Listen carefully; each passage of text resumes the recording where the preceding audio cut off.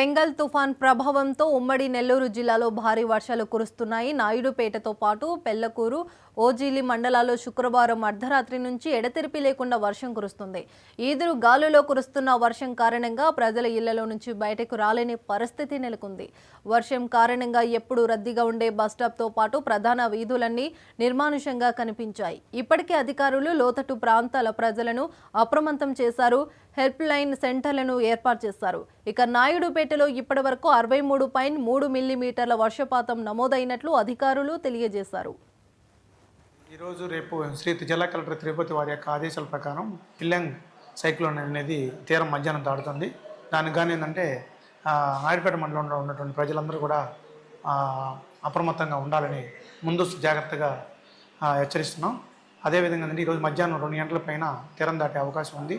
దానికి కానీ ఏంటంటే ఈరోజు రేపు కొంచెం భారీ వర్షాలు వచ్చే అవకాశం ఉన్నందున ఎక్కడ కూడా మా మండల పరిధిలో ఉన్నటువంటి ఎక్కడ ఎలాంటి ఇబ్బంది లేకుండా అందరినీ కూడా విఆర్ఓస్ని ప్లస్ మా స్టాఫ్ని ప్లస్ మండల ఆఫీసర్స్ని ఎంపీడీఓ గారితో తర్వాత కమిషనర్ గారు కోఆర్డినేషన్ చేసుకొని సిఐ గారితో కూడా కోఆర్డినేషన్ చేసుకొని మండలంలో ఎక్కడ కూడా ఇబ్బంది లేకుండా ఎలాంటి నష్టం జరగకుండా ఎదుర్కొనే దానికి మేమంతా కూడా ముందస్తు జాగ్రత్త వహిస్తూ తెలియజేస్తాం.